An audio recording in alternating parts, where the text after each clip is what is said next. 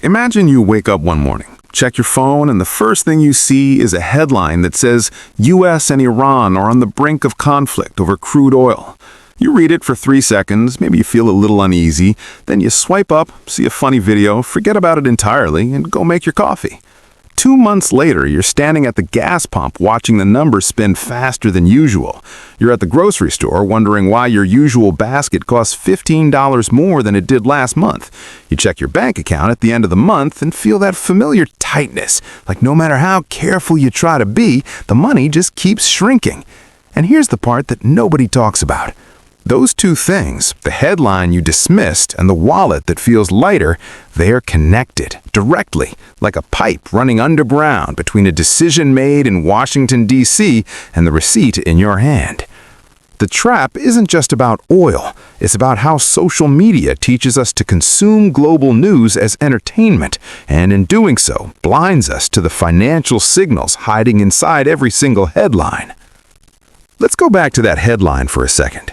Most people look at Iran versus U.S. oil tensions and think that's a political thing, a foreign policy thing, a news channel argument thing.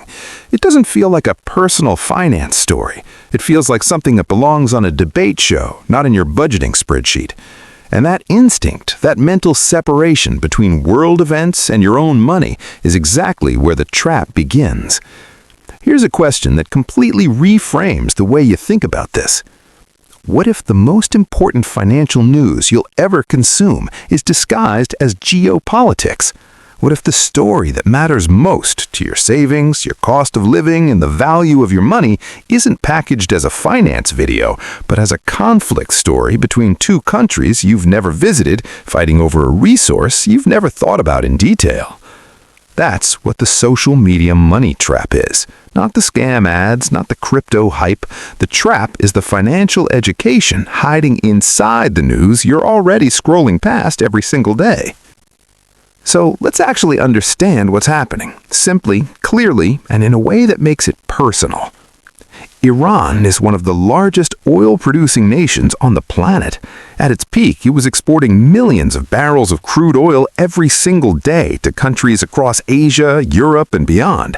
That oil doesn't just fuel cars, it fuels factories, it fuels shipping containers, it fuels the trucks that bring food to your supermarket.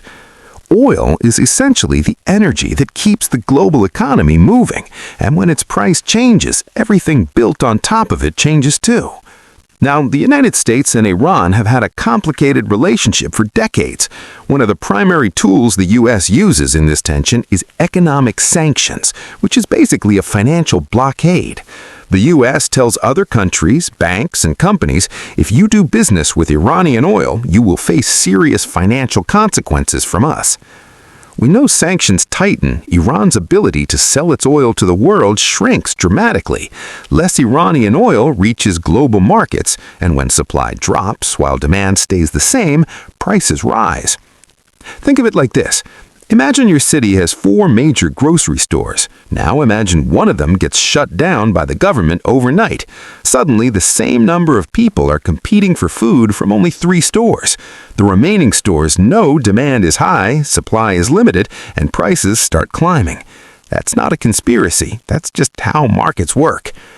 Now replace the grocery store with an oil-producing nation and replace grocery shoppers with every country, every airline, every shipping company, and every manufacturer in the world. When that supply shrinks, the price of energy rises globally. And when energy gets more expensive, everything dependent on energy gets more expensive too.